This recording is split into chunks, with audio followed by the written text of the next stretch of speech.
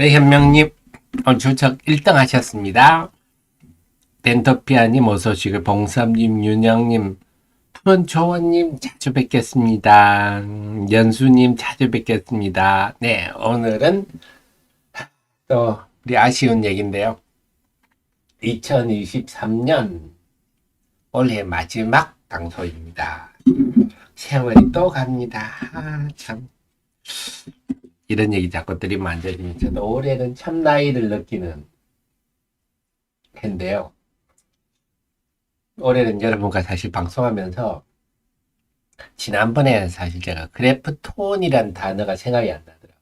그때 순간적으로 그게 기억이 안 나면서 제가 큰 충격을 받았습니다. 야, 내 머리가 이제 이렇게 왔구나. 크래프톤의 배틀그라운드는 사실 좀, 그, 막혀서는 안 된 단어인데, 야, 이게 막히는구나. 참, 저도 나이가 드는구나. 이런 생각을 했는데요. 참, 세월은 어쩔 수 없는 것 같습니다. 네, 연주님 시간은 참 잘 갑니다. 제 방송 듣는 분 중에 옛날에 그런 얘기 하시는 분들도 가끔씩 계신데, 그때는 그죠. 저희들이 참 젊었는데, 세월이 가고, 또 2024년이 오는데요. 한 해가 한 해 같지가 않습니다.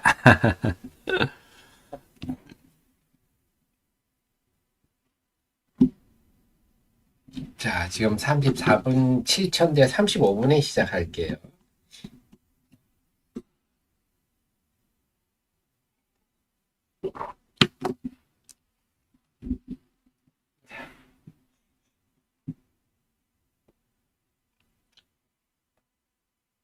그래서 저도 좀 새로운 변신을 해야 되겠다.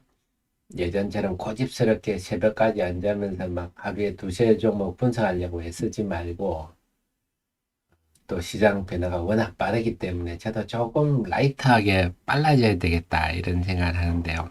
어쨌거나 네, 아메리고님, 음, 우리가 좀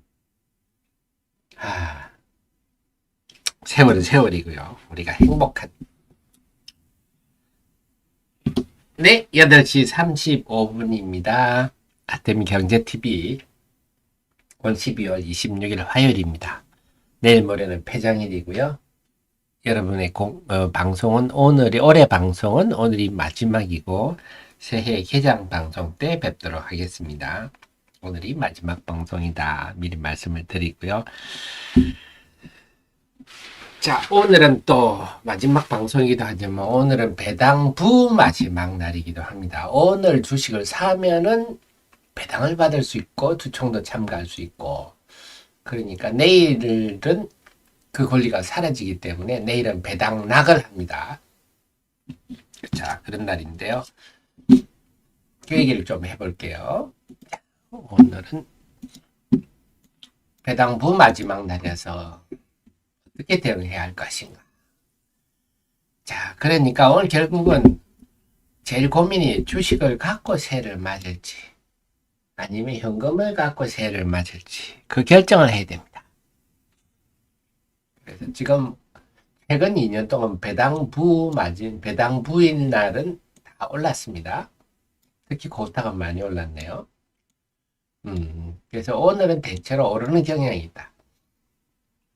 내일은 배당락이지 않습니까? 내일부터는 이제 주총도 참가 못하고 배당도 받을 수 없고, 내일하고 폐장일은 최근에 보면 좀 빠졌네요.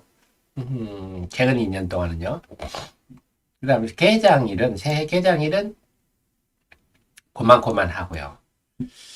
그래서 초반 개장일과 그 다음날도 막 고만고만하고, 결국 폐장일까지도 고만고만하고, 개장일과 그 다음날도 고만고만하고, 별로 그렇게 좋지는 않았습니다. 이것만 본다면 오늘 오를 때 팔고, 네, 개장일 그 다음날쯤이나 그 다음날 사면 괜찮겠죠? 최근 2년 동향만 본다면. 근데 오늘은 좀 바뀐 게 있습니다. 두 가지가 바뀌었는데, 외국인 투자자 등록제가 폐지됐다. 이건 외국인한테 상당히 긍정적인 얘기고, 그 다음에 주식 양도세 대주주 기준이 상향됐다. 이건 개인한테 상당히 중요한 변화가 되겠습니다. 그래서 지금 개인들은요, 만약에 이 대주주기 중 50억 상향 안 됐으면 오늘 엄청 팔았어야 되겠죠? 오늘 뭐, 어제 오늘 막 엄청 팔았을 건데, 이제 그거 거의 안 해도 되겠다. 외국인 투자자 등록제가 폐지됐기 때문에 외국인들은 그동안에 불편해서 못 샀던 외국인들이 살 수 있다. 좀 편하게. 그래서 둘 다 수급에 긍정적이다. 그러니까 오늘도 이걸 가지고 일부 언론에서 양도세 관련해서 뭐 파퓰리즘이다 이런 얘기 하는데요. 그런 무식한 소리는 이제 그만 좀 했으면 좋겠어요. 이것 때문에 불편한 일이 한두 개도 이거 애당초부터 실효성이 없는 우리가 항상 뭔 일을 정책을 추진할 때는 실효성 있는 정책을 해야 되지 않습니까? 실효성 없는 정책을 만들어서 금융시장만 혼란을 가동하는 그런 잘못된 규제를 제거를 하는 거지. 이게 뭐 파퓰리즘이 아닌데. 그러니까 맨날 연말 되면 팔고 연초 되면 사고. 그랬더니 뭐 그 관련자들이 그 원래 작년 10억 이상 낸 사람이 뭐 14,000명이고 이게 0.005%다 뭐 있다고 얘기를 하는데요. 이 작년에 14,000여 명 10억 이상인 사람은요. 유주일 가능성이 높아요. 회사의 경영과 관련된 특수관계자들. 이 사람은 10억이 아니고 네, 5억을 해도 내는 사람이고 30억을 해도 내는 사람이에요. 특수관계인들은요. 그래서 사실상 10억 이상에 내는 바보들은 없다 하는 거죠. 팔고 사면 되는데 굳이 안 팔아서 국세청에 내 이름이 올라가는 거, 세금은 둘째 치고 국세청에 내 이름이 올라가는 걸 좋아할 사람 없는 거 아닙니까? 그래서 실효성이 없는 걸 없앤다 이런 관점인데 아직도 이렇게 우리 80년대 대학교를 가진 사람 중에 좀 세뇌된 사람들이 많잖아요. 아직도. 네, 주식시장의 악재들입니다. 어쨌거나 저는 아주 반기다. 주식시장이 아주 긍정적인 일이다 생각이고요. 그래서 한마디로 말하면 수급이 예년하고는 다르다. 자, 그래서 보면요. 최근에 보면 유가증권 시장에, 특히 유가증권 시장에 개인들 매도가 많았는데요. 아무래도 삼성전자, SK 하이닉스 등등 좀 진득하게 갖고 있는 분들이 많아서 그런 것 같은데, 최근에 보면 개인들이 12월 20일 날 이제 본격적으로 팔죠. 그래서 20일 날 대체가 안 나왔으면 21일, 22일 엄청 매물이 나왔을 건데, 이제 개인들은 안 팔아도 됩니다. 대신에 금융투자가 있어요. 금융투자는 변치 않는다. 금융투자는 제가 배당 차익 프로그램 매수 말씀드렸잖아요. 오늘까지는요. 이들은 삽니다. 물론 프로그램 매매 조건이 맞아야 되겠죠. 프로그램 매수니까 지금은 매수니까 현물이 싸고 선물이 비싼 현상이 만들어져야 되는데 오늘까지는 샀다가 내일부터 팝니다. 그래서 금융투자는 여전히 기존의 흐름을 견지를 할 거고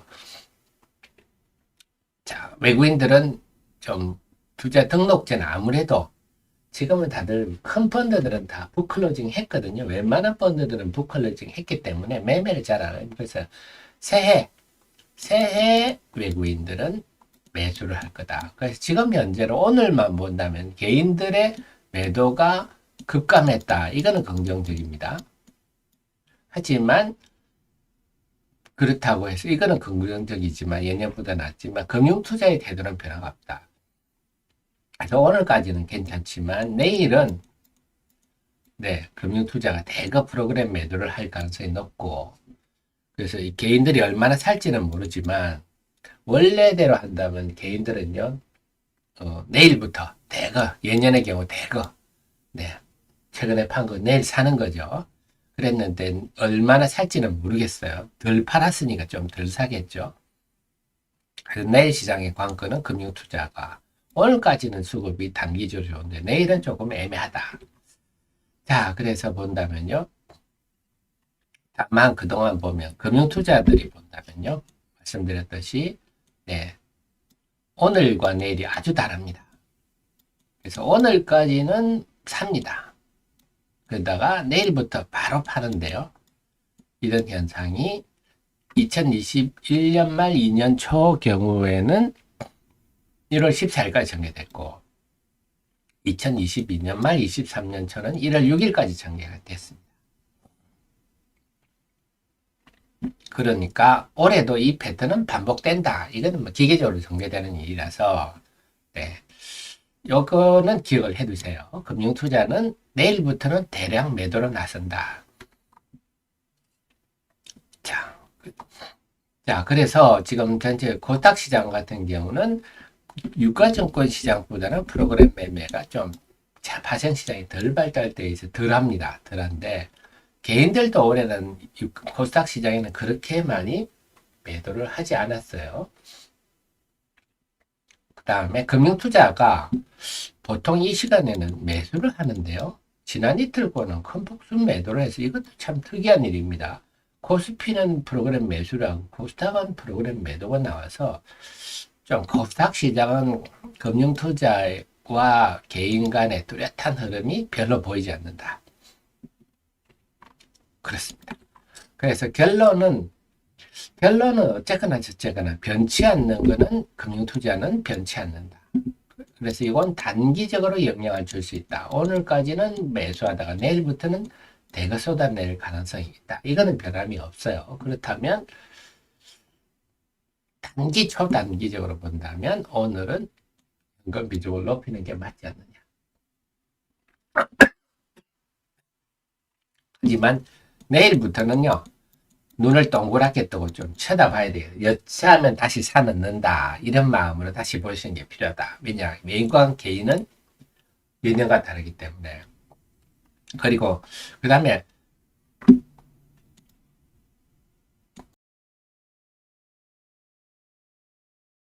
또 새해를 염두에 두지 않은 의미인데요. 제가 볼 때는 새해 개장일 날 제 느낌은 그렇습니다. 외국인이 대거 매수를 할 것 같아요. 대량 매수를 할 것 같은 느낌이 듭니다. 외국인 투자자 등록제 폐지 이후에 외국인들의 동향을 보니까 그렇습니다. 그래서 우리 오늘 12월 14일 15일에는 외국인이 한 1조 이상 1조 5천억 정도 순매수를 했거든요. 그리고 엊그제도 지난주에도 외국인들이 4,800을 샀었죠.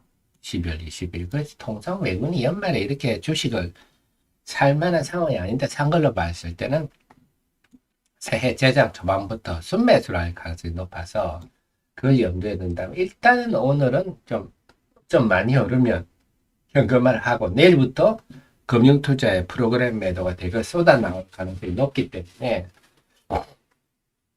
그 결과 최근에 2년간 보면 배장일 날 주가가 별로 안 좋았다. 이렇게 배장일 날 주가가 별로 안 좋았다. 특히 코스닥은 안 좋았죠. 올라도 별로 안 올랐다. 이걸 감안할 때는 오늘 많이 오르면 좀 현금 비중을 좀 높였다가 하지만 예년과는 수급 상황이 다르기 때문에 여차하면 매수한다 하는 전략으로 눈을 동그랗게 뜨고 볼 필요가 있다 하는 점입니다. 그래서 최근에 외국인들이 산 걸 보면요. 반도체를 집중 샀죠. 12월 14일부터 22일까지 본다면 자동차를 집중적으로 사고 있어요. 둘 다 반도체는 지금 업황이 개선되고 있죠. 자동차는 뭐 실적이 주가에 그동안 제대로 반영이 안 됐었죠. 그리고 지금 말씀드린 게 계속 말씀드리지만 우리나라가 하여튼 우리 80년대 대학을 다닌 분들은 꼭 유튜브를 좀 봐야 될 것 같아요. 세상 돌아가는 걸 알아야 되는데 혼자 자기만의 세계를 살고 있는데요. 지금 우리나라 K컬처가 뭐 일시적인 바람이 아니라 하나의 전 세계적 문화 현상으로 자리 잡고 있어서 자동차 같은 경우도 한국이 선망의 대상이 되다 보니까 자동차도 잘 팔리는 경향이 강하다. 지금 음식 같은 거는 말할 것도 없고요. 모든 게 심지어는 우리 유튜버들 외국 나가면요. 한국 사람이란 것 자체만으로도 난리가 나는 그런 상황입니다. 그래서 자동차도 보조가 계속 이어질 것 같아요. 자, 그래서 외국인이 새해 지금 이미 12월 14일부터 22일까지 산다면 제가 연말에 강한 종목, 연초에 강하다 그랬잖아요. 그래서 외국인이 이 연말에 이 두 업종을 산다면 새해에도 이들 외국인 투자자 등록제 폐지를 통해 매수한다면 이들을 집중 공략할 가능성이 높다. 그래서 반도체, 자동차는 그 외에 뭐 현대모비스라든지 HL만도, 현대위아 같은 대형 자동차 부품업체뿐만 아니고 성우하이텍, SL 좀 중견 자동차 부품업체까지 좀 관심을 높이는 게 맞지 않겠나 싶고요. 그 타겟 순매에서 보면 HLB, 셀트론 헬스케어는 이건 합병이 있어서 정리를 했겠죠. 에코프로, 비엠, 포스코딕, 에코프로, 포스코퓨처 이런 거는 다 네, 쇼커버링 성격이 좀 강합니다. 그래서 이건 지속된다 이렇게 볼 일은 아니고 그 다음에 네이버 카카오도 외국인이 많이 사고 있는데요. 이것도 쇼커버링일 가능성이 높다고 본다면 지금의 알맹이 있는 매수는 자동차와 반도체다. 그래서 이걸 새해 초반 그리고 이게 외국인 사면 대형주를 사잖아요. 그래서 새해 초반은 일단 우리 대형주 쪽으로 관심을 좀 높이고요. 두 번째가 자동차 반도체 중심으로. 그래서 반도체는 지금 SK 하이닉스가 더 나은 것 같은데 어쨌거나 또 한국을 사면 삼성전자를 사기 때문에 네, 마찬가지인 것 같아요. 그래 포트폴리오에 대형주 비중을 좀 높이자. 이렇게 말씀 좀 드리고 싶네요.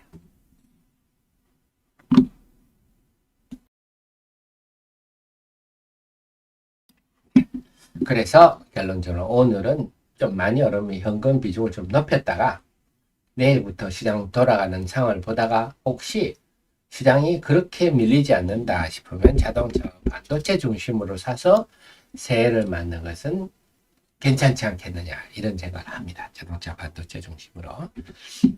그 다음에 종목별로 들어온 얘기를 좀 보면요. 오늘 레고캠 바이오가 조금 근데 애매하긴 애매해요. 레고캠 바이오가 요거 해석을 좀 해드릴게요. 바이오가 여러분이 힘든 분야니까 제가 한번 해드리면요. 얀센 바이오텍 아니고 요거는 존슨앤존슨의 자회사죠. 세계적인 세계 탑 클래스의 제약회사 존슨앤존슨이죠. 그래서 얀센 바이오텍 하니까 이거 오스코텍 유한양행하고 같네요. 오스코텍 유한양행의 레이저 틴이 한 5년 전이죠. 얀센 바이오텍의 기술 이전 계약을 맺고 드디어 이제 존슨앤존슨이 FDA에다가 신약허가 신청을 했습니다. 우리나라 제약사에 사실 획기적 기념비적인 일이죠. 우리나라가 기술 이전해서 반환받지 않고 신약까지 간 첫 사례입니다. 그리고 레이저 티닙은 가장 마일스톤도 많이 받았고요. 첫째로 보면 얀센 바이오텍이 오스코텍 유한양행하고 한번 성공을 하니까 한국 이거 괜찮다 이렇게 생각한 것 같고 두 번째는 ADC입니다. ADC 제가 다시 한번 설명드릴게요. 안티바디 항체 그 다음에 여기 드러그 약물이죠. 항암제입니다. 여기가 링크로 된 거. 그래서 얘가 항체가 암세포 가서 안내를 하면 링크가 똑 떨어지면서 이 드러그 항암제가 암세포만 공격하는 일종의 표적 항암제죠. 그래서 ADC가 제일 핫하다 그랬죠. 그래서 제가 ADC 하면 레고캠 바이오만 생각하십시오. 그동안 쭉 말씀드렸는데 근데 요거는 제가 볼 때는 조금 애매하기는 애매한데요. 선급금, 어프란트라는 표현을 썼네요. 1억 불. 보통 계약금인데, 그 다음에 단독 개발 옵션 행사금, 이것도 평소에 보통 이렇게 기술 이전 계약 때 안 쓰는 표현인데, 그래서 제 선급금이 계약금 같은 경우는 그냥 반환 의무가 없는 거거든요. 혹시 기술 이전했던 걸 반환하더라도 반환 의무가 없고 그야말로 이제 먹고 땡인 돈인데 선급금이라 하니까 이건 돌려주는 돈인가? 그럼 애매합니다. 이게 만약에 계약금이 1억 달러다 같으면 우리나라 제약사상 가장 큰 규모로 볼 수가 있는데 1억 불이 뭐 그렇게 큰 금액은 아닙니다만 상당히 의미를 가질 만한 규모인데 선거금이라고 그랬죠. 조금 더 지켜봐야 되겠어요. 단독 개발 옵션 행사금 이것도 이 말을 본다면요. 네, 그 내용을 이제 자세히 조금 설명드리면 제가 알기로는 LCB84 요거는요. 항체가 레고캠 바이오는 링크 기술이 뛰어나다. 이게 세계 최고 수준이라고 말씀을 드렸잖아요. 드러그는 뭐 흔히 있는 거라서 항체가 사실 이게 핵심인데 요거를 도입을 한 걸로 알고 있어요. 이태리로부터. 그래서 요거를 지금 개발하기 처음으로 레고캠 바이오가 항체부터 개발하는 그 다음에 자사의 링크 기술을 해서 ADC를 개발하고 있는 걸로 알고 있는데 얀센 바이오텍이 야 일단 네가 한번 개발해봐. 그래서 이 물질이 완성이 되면 링크가 완성이 되면 임상은 우리가 할게. 요런 거가 아닌가 싶고요. 그래서 선급금 나중에 안 되면 돌려주는 돈인가 싶기도 한데 요거는 한번 추가적 보도를 보겠습니다만 상당히 의미 있는 사건은 분명합니다. 참 그래서 제가 그 말씀 드리잖아요. 우리나라가 일본보다 모든 산업이 비슷하거나 나온데 제약 바이오만 일본에 한참 뒤져 있다 말씀을 드렸는데 그 말은 우리나라 제약 바이오 산업이 이제는 성장할 수 있는 여지가 크다. 이렇게 해석이 된다 그랬잖아요. 그래서 우리나라 제약회사들이 이제 정말 점점 성장해가는. 그래서 여러분들이 뭐 제약 바이오는 적자라서 함부로 말씀하시는 분들이 있는데 그렇게 말할 영역은 아니다. 우리나라 제약 바이오 산업이